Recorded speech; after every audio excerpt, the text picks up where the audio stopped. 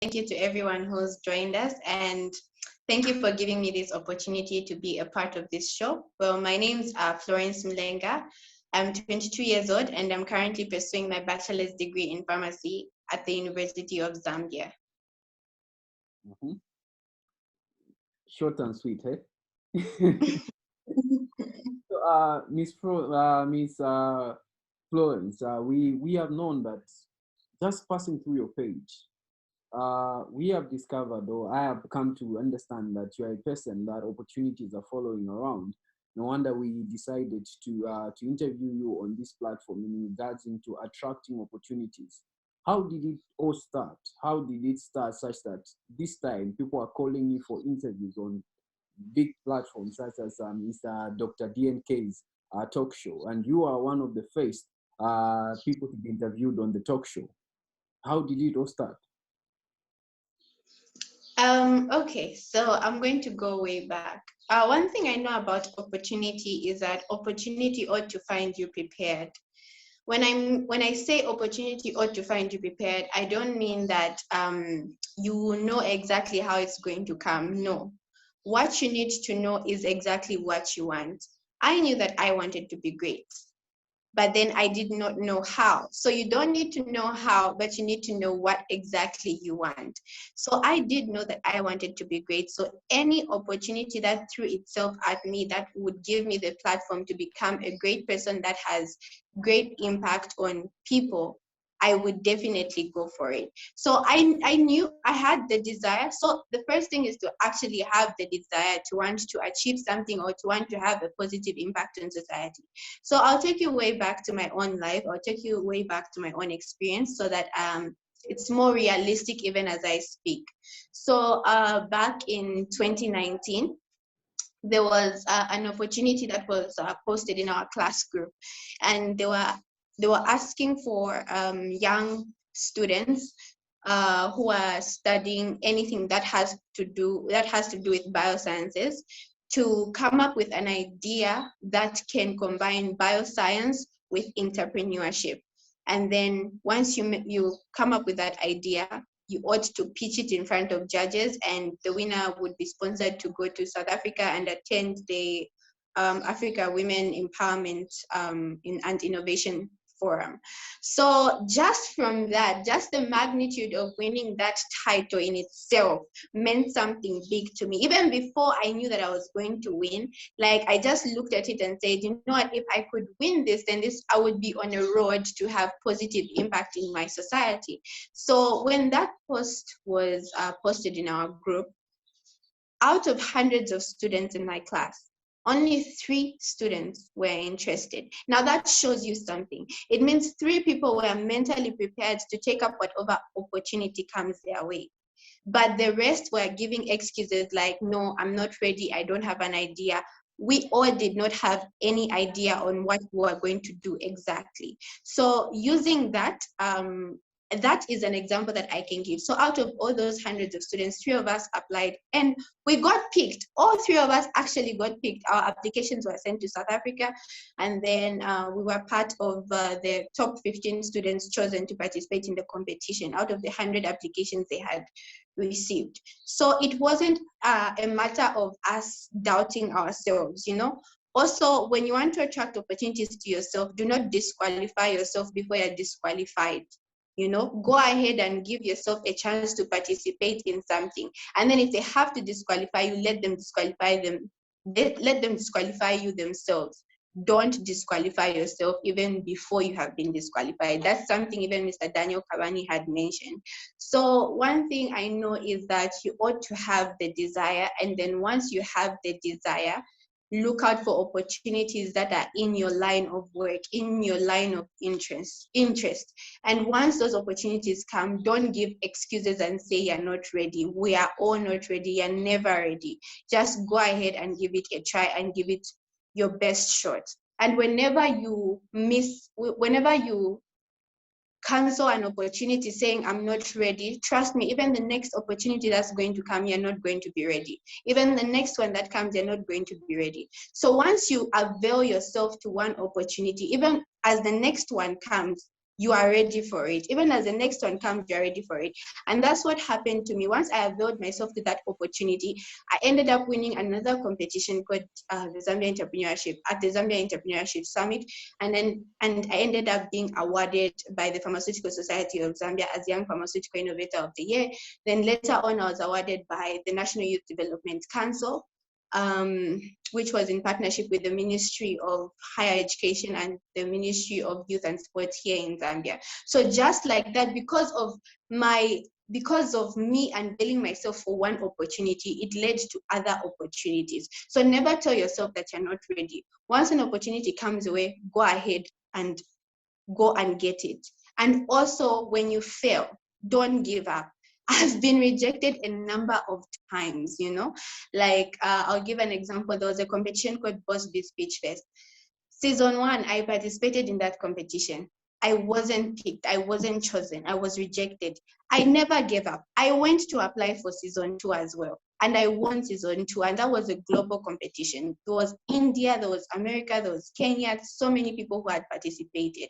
So don't give up just because you have been rejected. We all get rejected at some point. So that's my advice. Learn to not give up and always avail yourself for opportunities that are in your line of interest. Thank you. Thank you so much. So we are not supposed to count ourselves out before we are actually disqualified for opportunities, right? Yes. So only our presence matters in terms of opportunities, or preparation doesn't matter whether we are prepared or not. No. Preparation matters. So as I mentioned, your mental preparation, you need to be mentally prepared. That's why I say that when because what happens is that you start to think that, what am I preparing for initially? Because you don't even know what's going to happen. You don't even know what opportunity is going to come. Even I'll give an example for Mr. Daniel Kawani's show. I didn't know he was going to call me for an interview. But then I'm just one person who prepared myself mentally that because of these other things that I've achieved, I'm probably going to have an interview one day. I need to prepare myself mentally on how I'm going to handle these interviews.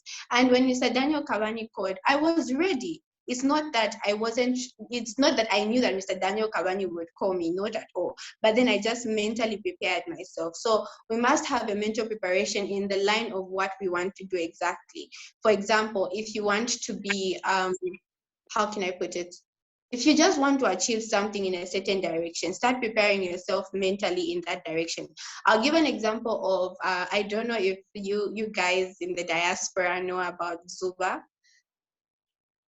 Do you know about Zuba? No. Yes, we do. Okay. Series. It's a very popular series. Exactly. So I once watched Mwaka Mugala's interview, the star of Zua, and she said she never knew she was going to be Zua one day. Like, she never even knew that there would be something called Zua, but she used to practice in the mirror on how to be the best actress one can be. So it's not like she knew that there was going to be Zua, but she started preparing herself in that line because she knew that one day she was going to be a great actress, but she didn't know how. So you don't need to know the how, all you need to know is what you really want and prepare for it. So the preparation is very, very important. Thank you very much for those insights. We are learning a lot. We are learning. If you are learning something, please kindly type in the chat box that you are learning, so that our speaker can constantly, the head can, she gives us more insight to become, magnetic to a lot of opportunities. We need a lot of opportunities in our lives to break through.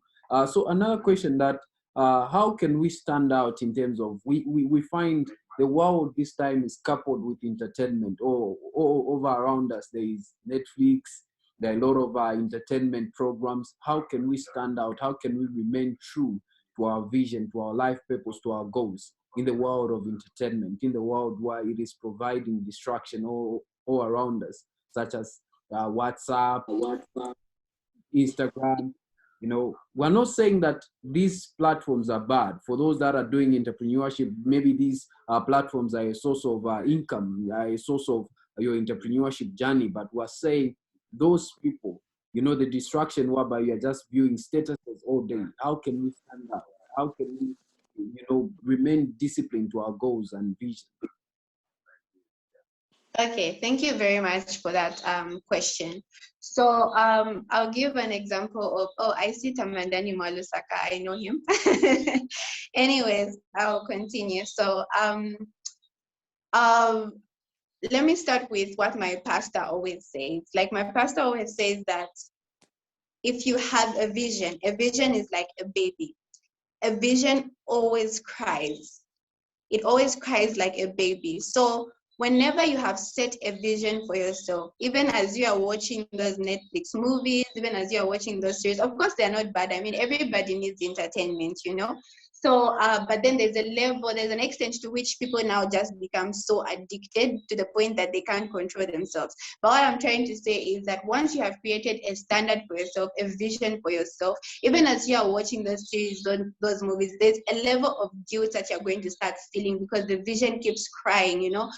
The vision keeps telling you we have work to do, we have things to achieve.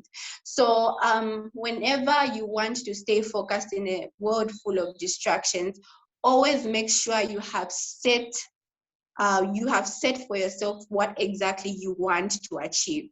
So I always encourage people to actually have a journal, because a journal always reminds you of those goals that you set for yourself, even when you are young, maybe even when you were 12 or 13, you had set some goals, but because you have not even written them down, you tend to forget what you really wanted when you were young. So you even go off course.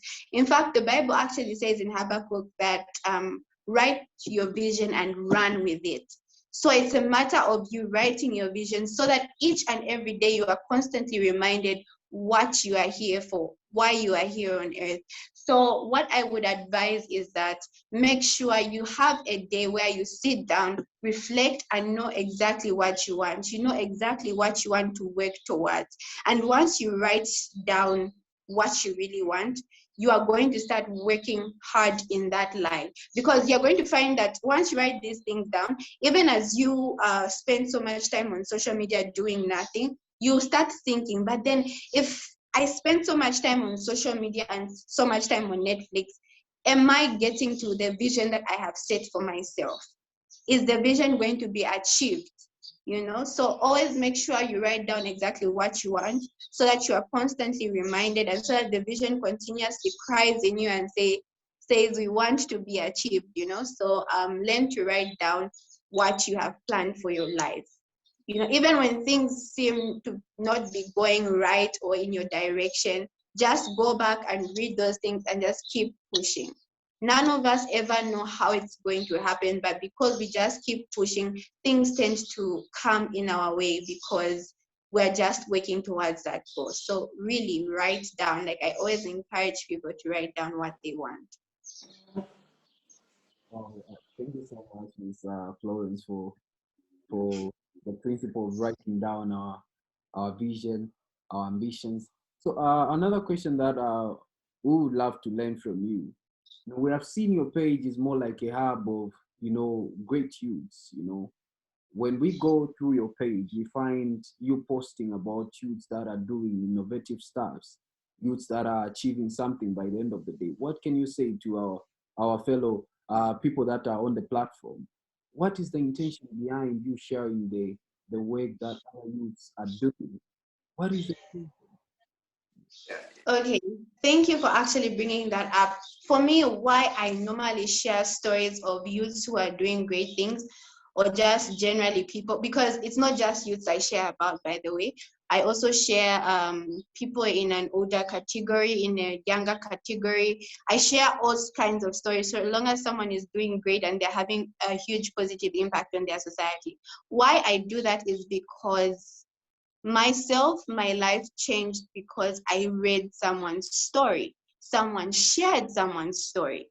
So through reading other people's stories, through being inspired by other people, I got inspired to do what I am doing. I got inspired to think outside of the box. So I want to create a platform in which when people read my posts, they are also as inspired as I was the time I used to go through my Facebook. Because this is one thing I even tell people, like for me on my Facebook, it's mostly to go there for inspiration. Like I just read posts that are inspiring. Like recently we had our first female director general of the World Trade Organization. You know, such stories, you know, when you read stories about Dambisa Moyo, she's from Zambia and she's a very powerful economist in America. You read stories about Dr. Justina Mutale winning the African Woman of the Year and she's from Zambia.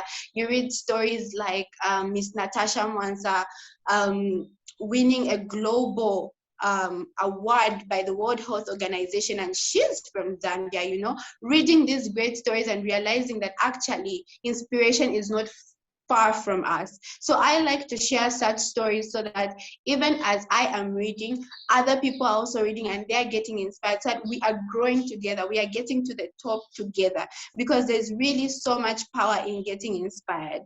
I have a friend who's actually doing great things. He recently won African Male Youth of the Year last year, and for him, he believes in reading biographies of legends. You know, he would read biographies of a biography of Thomas Edison and whatnot, and for him inspiration would come that way. So for me, it's all about creating a platform in which people can get inspired. That's why I normally do that.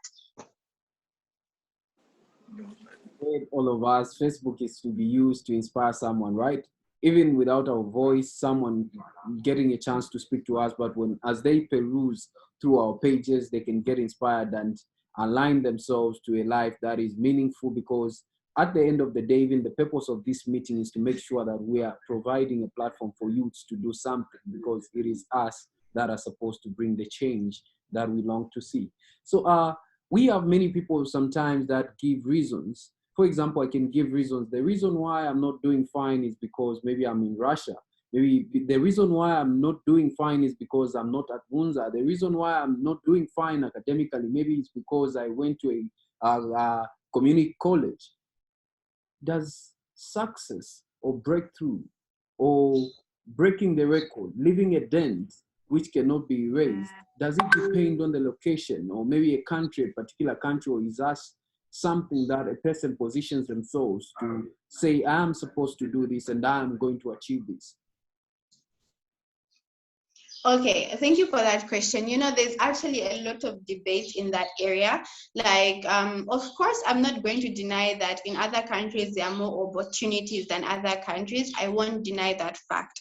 But then once you have the mentality that you are not going to succeed because of your location, that is it. You close doors for yourself. Because now even what you're doing to your mentality is that you are saying that I cannot do this because of where I am located.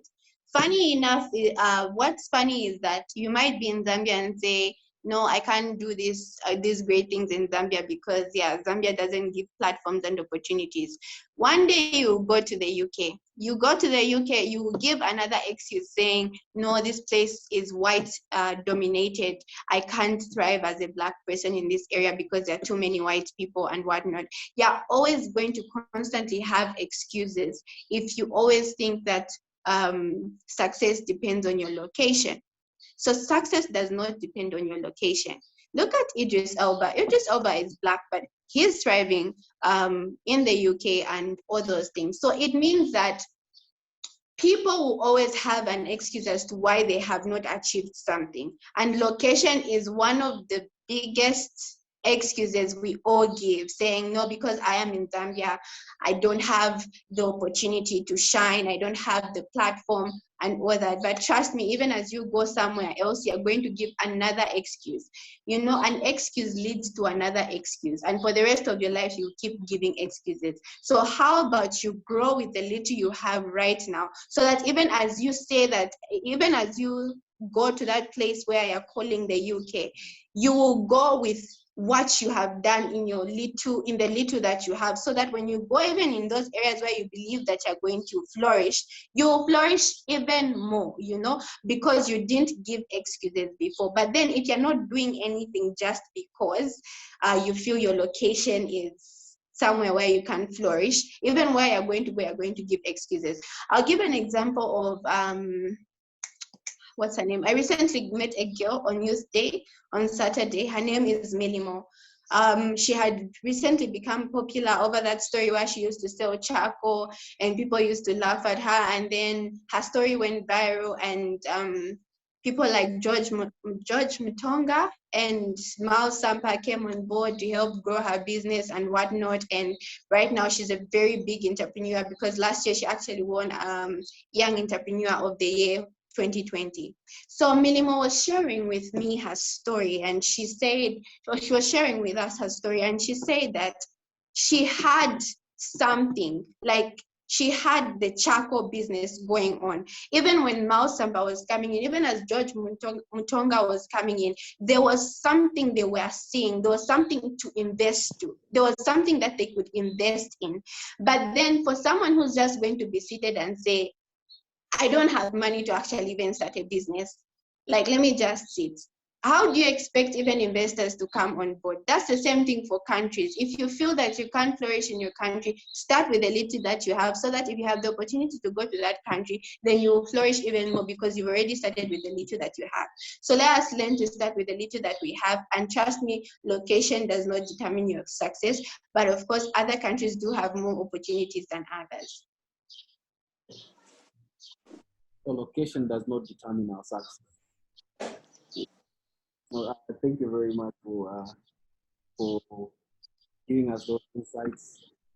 As because right now we've been given the confidence to understand that being born in Zambia, living in Zambia, getting the education in Zambia actually is a plus, because maybe probably would have gotten exposed to challenges that the Western world does not face. So, what ways, as we'll be concluding our meeting, what ways, before we take in questions, what ways do you speak to us that are listening to you right now in terms of our dreams, ambitions, in terms of what we want to do, what impact can we make the country as we hope that one our country will be the greatest countries on earth? What would you give to us? Okay, thank you very much, Mr. Vala. So when I participated in that competition in 2019, they gave us the privilege of attending entrepreneurship workshops. And one thing they taught us during the entrepreneurship workshops was that whenever you want your business to thrive, you need to solve a problem. If your business is not solving a problem, then it is not going to thrive. So from that, I got a life principle. It wasn't just now about entrepreneurship. I got a principle to say that in the community I live in, wherever I am, I should be a problem solver. I shouldn't be one to just point at problems and say, the government this, or there's no water supply in our area. I should be the problem solver. If there's no water supply in my area, then what am I doing about it? That's how impact starts. Impact starts by you determining how you can solve a problem. You don't have to be some big person, like, for example, Greta Thunberg. I don't know if people have heard of Greta Thunberg. Greta Thunberg used to sit outside Parliament every Friday during school days. She would go every Friday and sit outside Parliament and complain about climate change. Through the little that she did, because the climate change problem touched her heart, through the little that she did, she attracted people to join her in the campaign. And right now, she was even last year nominated for a Nobel Peace Prize. That's a very huge award. That's like the biggest award you can ever get in your lifetime at a young age, and she's only 16. So I'm not saying that go and be go and be nominated for the Nobel Peace Prize. What I'm saying is that go and be a problem solver. What problems have you noticed in your community?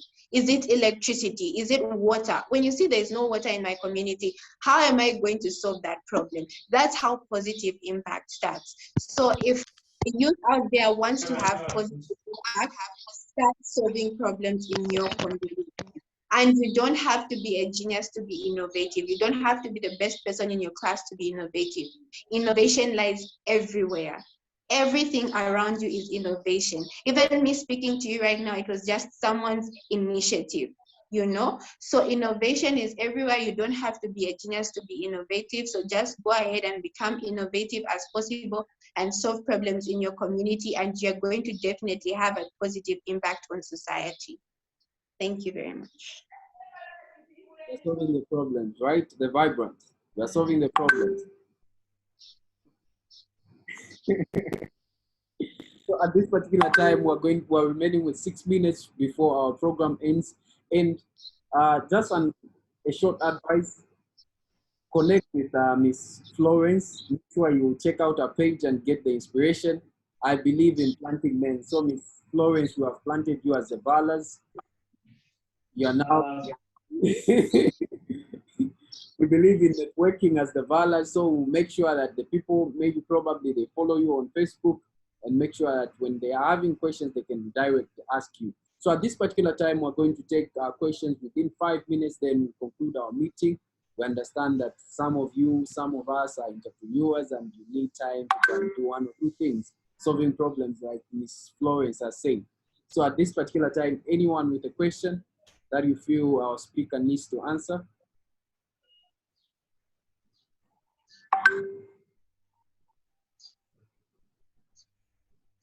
Any question, you can just kind of unmute yourself. We have 5 minutes to go.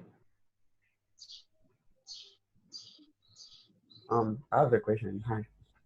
Yes. Oh, thank you, Mr. Blessings. Yes, I would like to ask, do you think location has an impact on how people look at certain situations and how it impacts their visions on society? Well, thank you very much. I hope I have understood your question. Well, yes, it does, because there's this guy, well, I don't know if it was a guy or a girl. I just remember reading about it. They had discovered the electromagnetic waves, and they wanted to use that for radio transmissions and all those things. When they presented that idea in their country, people thought that that person was crazy. They even wanted to take that person to a mental asylum. But when the person presented the idea, I think, was it in the UK? Yeah, nobody doubted that person, and they believed in that person, and the person thrived at what they did. And here we have here we're now using radios to communicate. We have all these waves that we are using because of that person. So in a particular country, they were thought to be crazy, but in a particular country, the idea was taken up and it blew up. It became something big. So of course, there are some places that are going to doubt your idea, and there's some places that are not going to doubt your idea. But then, as I said, start with the little that you have. Even if people think that your idea is crazy, just know that one day you're going to have the platform to actually rise above the challenges that you are facing. So definitely, yes. Mr. Blessing, has the question been answered? Yes, thank you, sir. Thank you, madam. Thank you. Any question? I got a question. Yes, yes. Right. Yeah, I'm sure I did follow the presenter very well. Oh, Samuel Chigama. Oh, okay. Thank you, Mr. Chinyama. Yeah, you did say that 077. you know you need to start with something that you have, right? Yes. 55. Yeah, now there's this thing that I've been hearing from different entrepreneurs. They've been saying to say, there is always a way that you can start up something without anything. Now, can you kindly maybe share maybe give more light on the part of starting up something from nowhere. Is it something related to maybe solving problems, like going that route? I don't know. I hope you understand my question. Yes, I totally understand, because people that said, I never believed in the idea of you can start a business without money. I never believed in that until I heard Mr. Dumisani Nkube speak. Have you ever heard of Mr. Dumisani Nkube? Yeah. Yes, Mr. Dumisani said how he started his business. He never started with any money. He just started with an idea. And his idea in Zimbabwe, he knew that he knew how much motorbikes were in Zimbabwe. And then he knew how much they were here in Zambia. So he found someone and approached them and said, look, I can buy a motorbike at a cheap price for you. So you just give me half of the money and I bring your bike, then you can give me the other half when I come.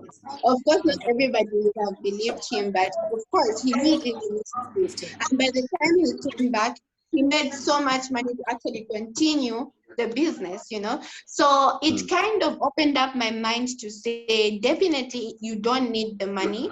It all starts with an initiative. One initiative can lead you to having an idea to make money, you know. So for me, I started believing that when I heard Mr. Speak. Right now, he's like one of the biggest entrepreneurs in Zambia. So I started believing in that when I heard him speak about that. All right, great. I'm sure I've picked something. We're almost done. If I told you I've not followed our page for more speakers like Ms. Florence, please click the follow Wallace page on Facebook so I can get this page. Last words, maybe 3 or 2, as we are concluding. Sorry, I couldn't hear you. Last words, last remarks as we are concluding. Oh, okay. One thing I would just like to say is thank you for having me on your show, and thank you to everybody who participated.